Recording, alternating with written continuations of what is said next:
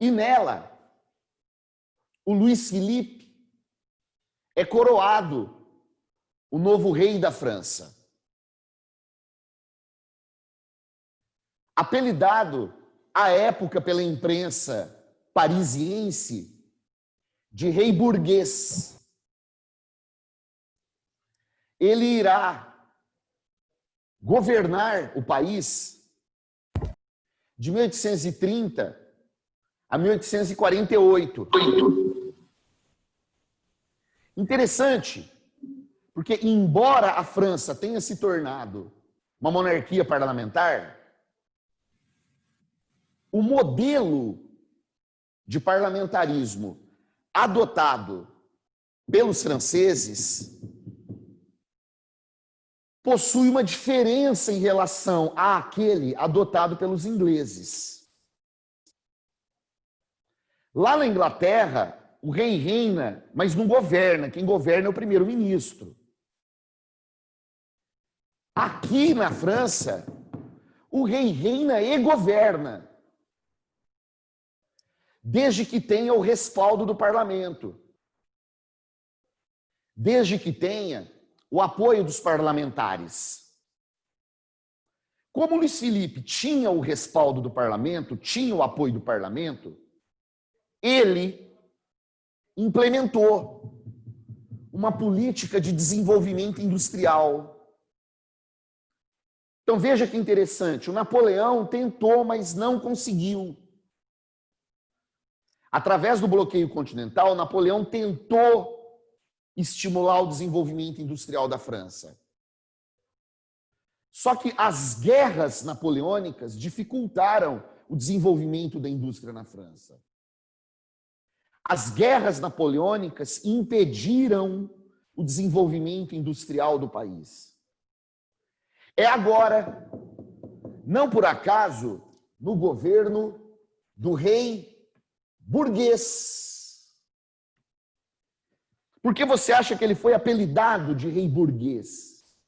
Porque na condição de rei, de chefe de Estado, ele implementa uma política de desenvolvimento industrial, fundamentada na concessão de créditos ao desenvolvimento da indústria. Qual o resultado? A partir da aula de hoje, a França começa a se industrializar. E o desenvolvimento da França, a partir da década de 1830, corresponde ao início da chamada Segunda Revolução Industrial. Atenção! O que foi a Segunda Revolução Industrial? A Segunda Revolução Industrial representa a expansão do processo de industrialização. Se a primeira Revolução Industrial ficou restrita à Inglaterra, a segunda se espalha a partir da Bélgica e a partir de agora, a partir da França. Esse desenvolvimento industrial, que posteriormente se intensifica no governo do Napoleão III,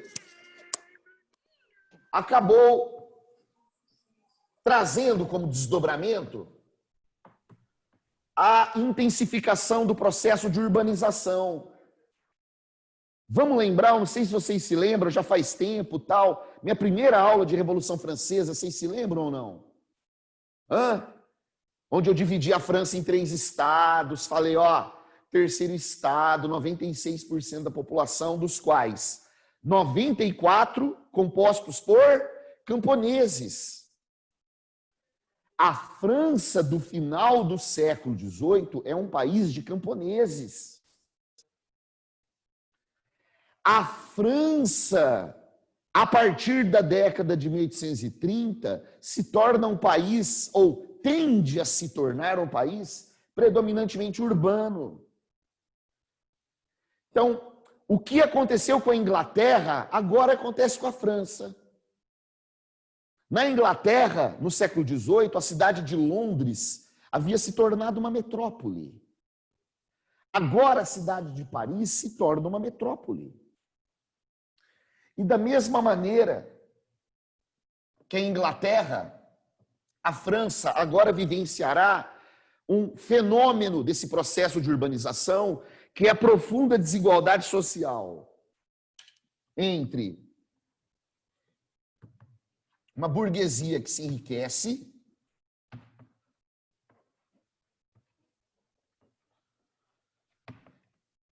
e um conjunto de trabalhadores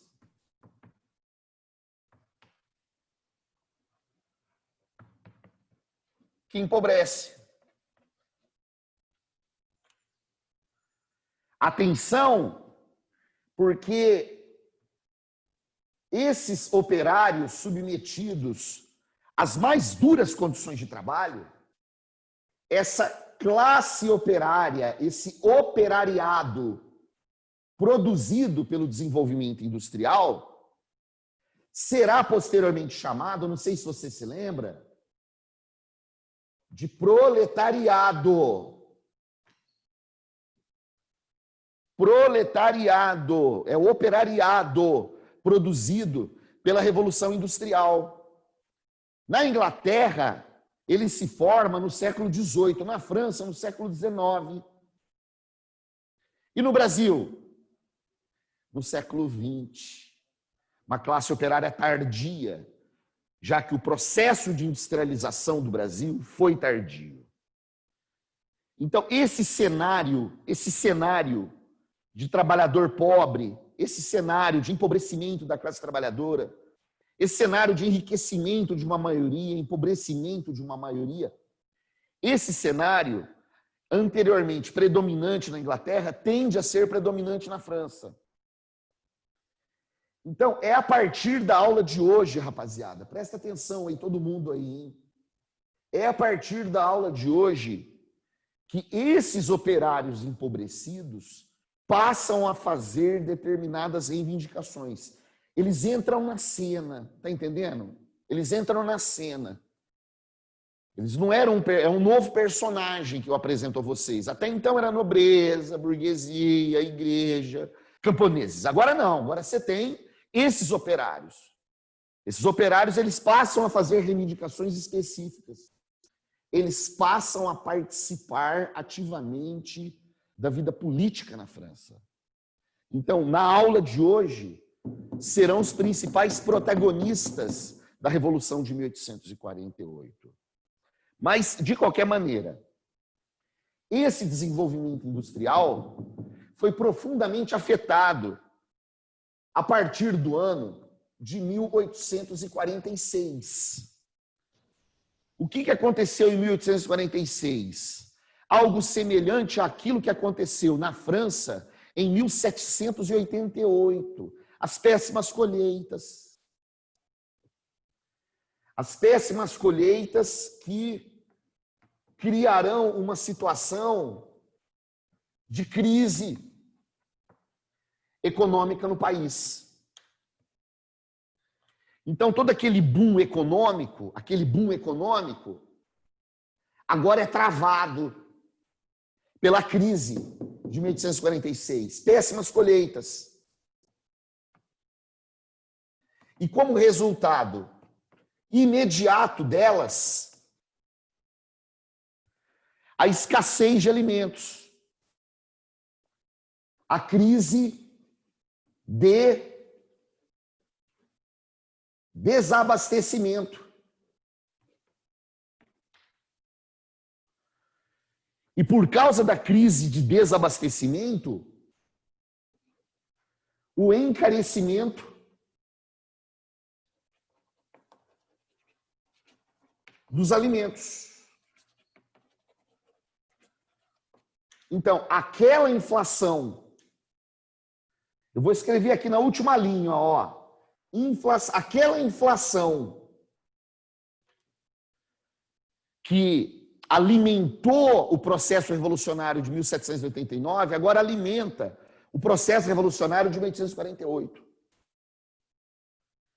Por quê? Porque você já tem o empobrecimento dos operários, baixos salários, longas jornadas de trabalho, trabalho feminino, trabalho infantil, sujeição a castigos corporais. Aqui a barra é pesada, nós vamos falar bastante disso aí. Em aulas futuras, daqui umas 3 semanas mais ou menos, eu vou entrar aqui. Entendeu? esses problemas sociais que emergem com o desenvolvimento industrial, com a expansão do processo. Então, o cenário urbano, ele não é dos mais favoráveis. Agora a crise se enraiza no campo. Então, essa crise no campo e na cidade, é essa crise generalizada que vai criar aquele ambiente propício para a Revolução de 1848. Ok? Então, se a Revolução de 1830 é fruto do restabelecimento do absolutismo, a Revolução de 1848 é fruto do empobrecimento dos trabalhadores urbanos e da fome entre os trabalhadores do campo. Então, questões políticas levam à Revolução de 1830. Questões sociais levam à Revolução de 1848. Bom, mas vamos continuar. Vamos continuar. Por quê? Porque daqui a pouco o Eric Hobsbawm, famoso historiador, já falecido, o Hobsbawm vai dizer o seguinte, ó, presta atenção no Hobsbawm aí, ó. Esse ano, 1848, é um ano relacionado a uma série de rebeliões que acontecem dentro e fora da Europa. O Hobsbawm irá chamá-las de revoltas relacionadas à primavera dos povos. Primavera dos povos. Então, o que seria a primavera dos povos? Uma série. Então, vamos lá. O conjunto. Vamos dar o conceito. Eu estou falando de revoltas europeias, ok? Só que é porque eu não vou explicar isso aqui não é da minha alçada. Firmeza? Mas se você estiver animado, chegou na Colômbia, teve uma revolta na Colômbia, em 1848, e sabe onde teve uma? No Brasil. Alguém se lembra o nome da revolta que aconteceu em Pernambuco, em 1848? Revolução Praieira. Ela explode em novembro de 1848. Então vamos lá, ó. Conjunto de revoltas europeias. Mas não ficaram restritas apenas na Europa. Mas é a partir da Europa que elas se espalham pelo mundo. Conjunto de revoltas europeias que se espalharam pelo mundo. Firmeza? Eu vou dar alguns exemplos aí. Por quê? Vamos na Polônia. Está todo mundo na Polônia agora. Nós estamos na Polônia. Vai ter uma revolta em 1848 na Polônia. Sabe a motivação dela? O domínio russo sobre o território polonês. A falta de autonomia, o desejo de liberdade política. Então, uma onda nacionalista se espalha pela Polônia, toma conta dos corações e mentes dos poloneses. Aí os poloneses se rebelam contra o domínio russo. Até mesmo porque, vamos lembrar, que a Polônia havia sido dividida entre Rússia e Prússia pelo Congresso de Viena. Então, o que esses poloneses querem? Independência, fim do domínio russo e, daqui a pouquinho, fim do domínio alemão. Porque, é claro, se você deseja independência, a independência não pode ser parcial. Então, o questionamento ao domínio russo reverbera chega ao domínio exercido pela Prússia também. Então, na Polônia, o que houve foi uma revolta fortemente influenciada pelo nacionalismo, ok? Agora está todo mundo na Espanha, nós estamos na Espanha agora, firmeza? A gente sai de Lodz, Varsóvia, nós vamos para Madrid, Valência. O que vai acontecer lá? Vai acontecer uma revolta, vai acontecer uma rebelião violentíssima. O que a rapaziada está querendo? O que os espanhóis desejam? Eles desejam o fim do absolutismo. Então, se na Polônia, a revolta de 1848 sofreu a influência do nacionalismo, lá na Espanha, a revolta de 1848 sofrerá a influência do liberalismo. Por quê? Porque coube ao liberalismo a defesa do fim do absolutismo. John Locke, Montesquieu, aquele pessoal todo do iluminismo. Está me entendendo? Então, são revoltas que acontecem no mesmo ano por diferentes motivações. Por diferentes motivações. Daqui a pouco vai acontecer, veja, eu estou te dando alguns exemplos, mas vai acontecer uma na Alemanha também. Na Alemanha, contra a presença austríaca, contra o domínio austríaco. Então, uma onda nacionalista também chega. Lá na Itália, a presença dos austríacos também será questionada pelos italianos. Uma onda nacionalista se espalha. Então, veja, o que acontece é um conjunto, é uma série de rebeliões no continente europeu. A da aula de hoje, essa que vai acontecer na França, ela tem uma novidade. Tchan, tchan, tchan, tchan. Qual é a novidade? Pela primeira vez, uma revolta é fortemente influenciada pelo pensamento socialista. Então, 3 são as ideias políticas que coexistirão a partir da Revolução de 1848. Nacionalismo, liberalismo e socialismo. Nós vamos falar disso aí, evidentemente, porque é um teórico de grande envergadura, de grande importância e que exerceu muita influência.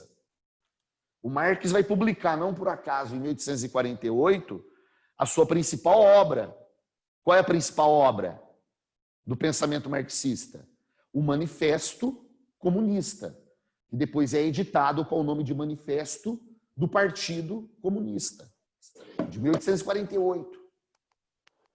Então, da mesma maneira que a gente vai falar dos problemas sociais do operariado, do proletariado, nós vamos falar dessas ideias que passam a fazer a cabeça dessa rapaziada, que são as ideias socialistas e também as ideias anarquistas. Tudo bem? Então, evidentemente que a minha prioridade, não apenas nesta, mas na próxima aula, é França. Ok? É França, nós vamos falar da França. Vamos falar bastante da França. É interessante estudar essas ideias nacionalistas, é interessante estudar essas ideias liberais, mas nós vamos priorizar a Revolução de 1848 na França, ok? Então vamos lá. A rebelião popular na França. A rebelião popular na França, ok? Bom, qual é a grande novidade? Novidade, é uma novidade o que está acontecendo. E aí, claro, nós vamos falar bastante disso aí. Pessoas como Marx ficaram assim empolgadíssimas, falaram, nossa, o futuro é isso aí. O que vai acontecer a partir de 1848 na França? A participação a condução operária, a condução da rebelião por operários. Então, aqueles trabalhadores urbanos,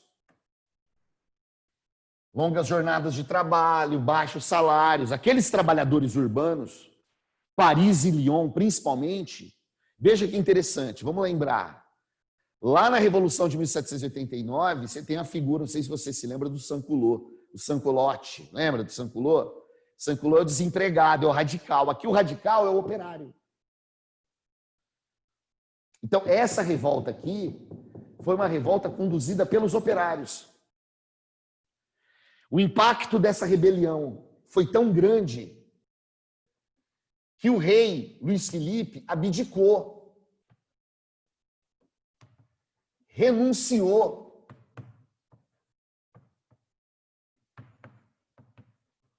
E com a renúncia, com a abdicação de Luís Filipe, chegará ao fim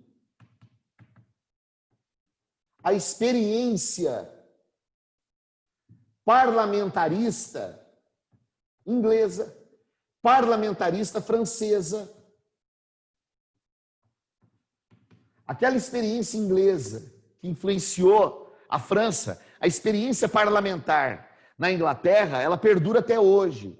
É de longevidade. Na França é de curta duração. Você tem dois momentos, não sei se vocês se lembram, logo depois da Revolução, até a ascensão dos jacobinos, até a Constituição do ano 1, até a proclamação da República.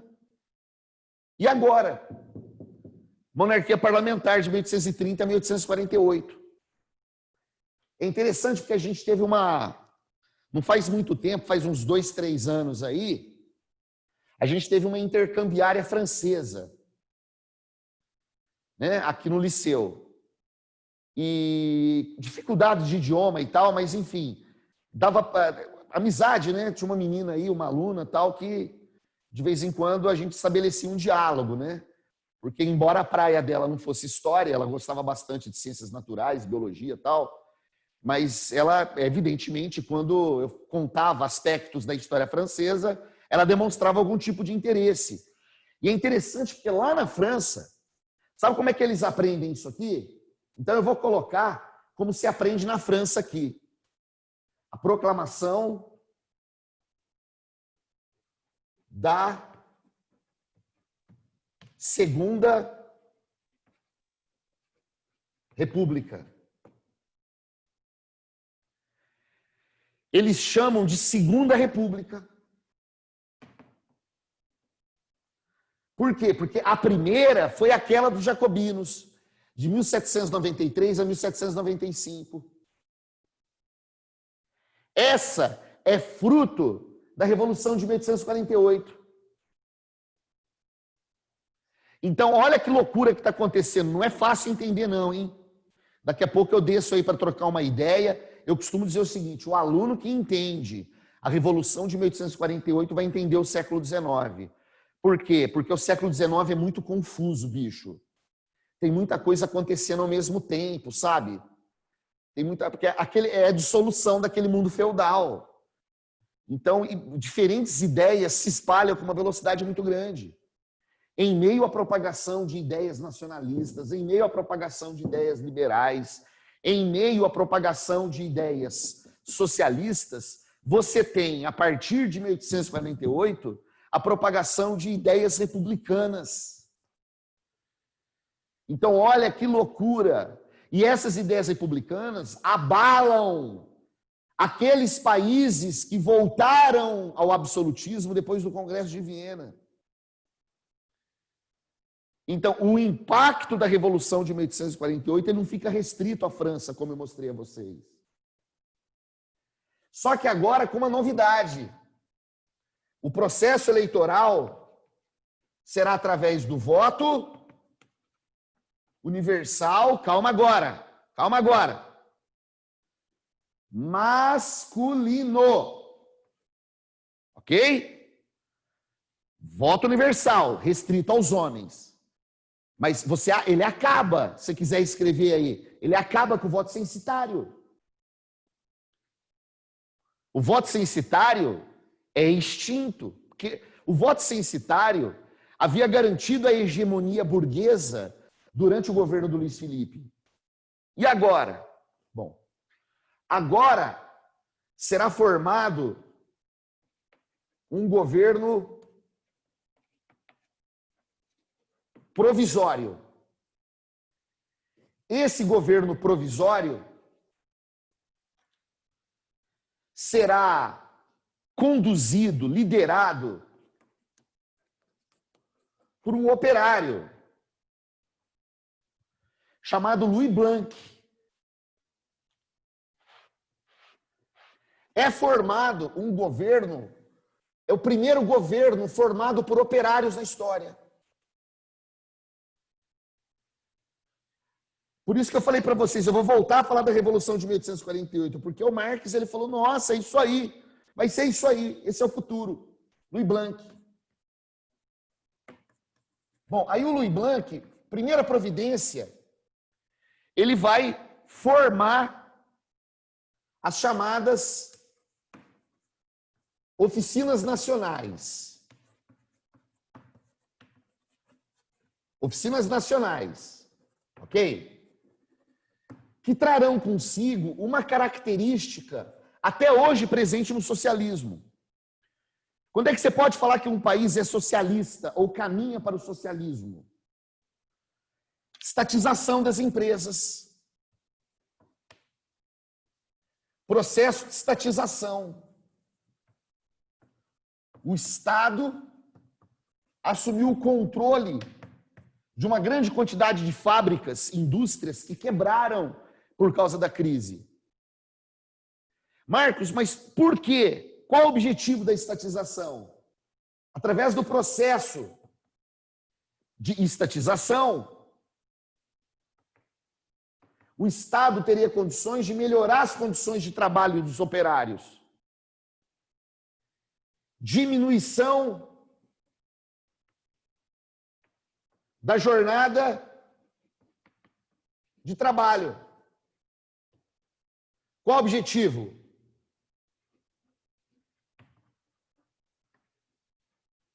Combater o desemprego.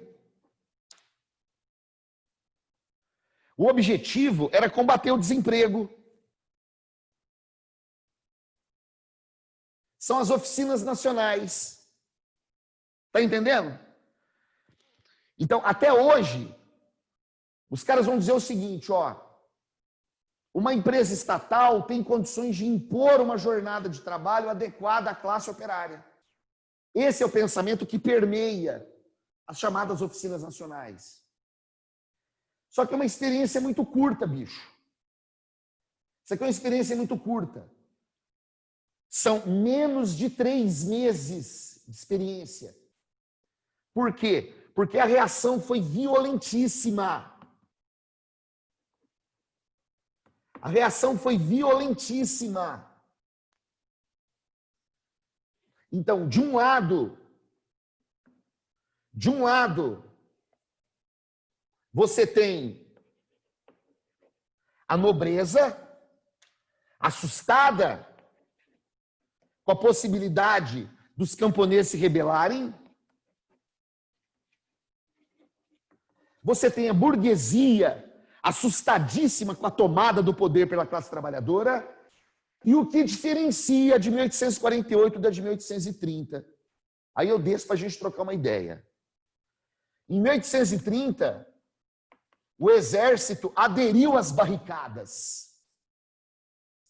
Agora o exército reprimirá as barricadas. Então, as chamadas jornadas de junho. Julho é Revolução de 1830. Junho é Revolução de 1848. É só um detalhezinho, não se preocupa com isso não. Também houve a formação de barricadas. Só que ao invés do exército aderir, o exército vai reprimir. Ó, se você digitar depois aí, ao que tudo indica, mais de 20 mil pessoas, muitos que não morreram, foram levados, sabe para onde? para a Guiana Francesa. Lembra o que é a Guiana Francesa, né? Um presídio que a França tem na América do Sul. Então, além da prisão, do fuzilamento, você terá a deportação de muitos daqueles que participaram dessa experiência. Repito, a primeira experiência socialista da história, que é a Revolução de 1848. Firmeza, rapaziada? Bom, aí é o seguinte, o que vai acontecer depois desse banho de sangue, em 1848, a gente volta a dizer, a gente volta a falar numa outra oportunidade. Firmeza? Mas eu quero que vocês coloquem aí as perguntas aí. Quero que vocês coloquem as dúvidas aí, rapaziada. Eu vou me abaixar aqui para poder ler, viu?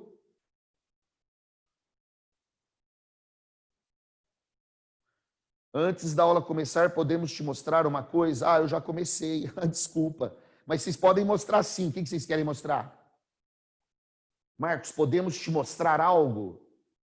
Ah, as câmeras. Aí eu preciso ver, é porque, deixa eu ver aqui, rapaziada. Eu acho que é aqui, né? Tá aí, olha lá, acertei, ó, olha aí, ó. Salve, salve, rapaziada do segundo colegial. Olha aí, que legal vê-los, olha aí, faz tempo, hein? Sai da toca, Marisco. Vamos lá, meu. Liga essa câmera aí, tá lá, ó, Amanda, Marcelo, Sofia, Heloísa, Beatriz, Luísa, Vitória, Juliana, Natália, Bruna, Mariane, Bruna, Vinícius, Lívia, Letícia, Flávia, Matheus. Tá aí, ó. Pô, que legal. Manuela, Isabela, Maria Alice, Leandro, Marcelo. Pô, legal, hein, rapaziada? Faz tempo, hein? Faz tempo, hein, gente? Maravilha. Liga aí, ó. Tá aí, ó. Isabela, Luísa. Maravilha, legal. Bom vê-los aí, viu? Bom vê-los. Leandro. Eu tô aqui, tá aí, rapaziada. Estamos aí, né? Garrando, né? Vocês estão garrando aí também ou não? Mais ou menos, né? Meia boca, né? Não, tem que garrar, meu. Tem que garrar. Tem que apertar isso aí. Não pode ficar deitado, não, tem que, né, não, tentar manter um posicionamento, uma disciplina básica aí e seguir aquela filosofia. Siga aquela filosofia que você será feliz. Sexta-feira está chegando, Ubatuba está chegando, pensa na sexta-feira a curto prazo, Ubatuba a longo prazo, e você vai criar um clima, sem sombra de dúvida, muito melhor aí. Tá joia? Bom vê-los aí, viu, pessoal? Muito legal, tá aí, ó. Faz tempo. Nossa, ó, eu não... Desculpa, eu não conseguiria identificá-los, meu. De jeito nenhum. De jeito nenhum. É porque a gente não trabalhou, ó, Miguel aí, ó. Luca, maravilha, ó. A gente não trabalhou no ano anterior, né? No ano passado. Esse é nosso primeiro ano de trabalho juntos. Então, vai ter de ser no próximo ano. Vitória, vai ter de ser no próximo ano, então, para a gente... A não ser que, eu não sei se volta, não. Vocês acreditam que volta ou não? Sei não, hein? Você acha que volta? Não sei. Não, então, querer uma coisa, né? Agora, eu não sei. De repente, esse esquema aí de 20%, 30% de alunos, eu não sei como é que funcionaria, né? Mas vamos lá. Ah, sim, tá todo mundo querendo voltar, sem sombra de dúvidas. Não é legal ter uma escola vazia, não. A escola só faz sentido com a presença de vocês. Acho que aos poucos. Vamos ver, Mariane, vamos ver. Vamos torcer, né? Bom, mas de qualquer maneira, rapaziada, mais uma vez, um abraço a todos aí, viu? Valeu pela atenção, valeu pelo carinho. Um abração, tamo juntos aí, viu? Até a próxima.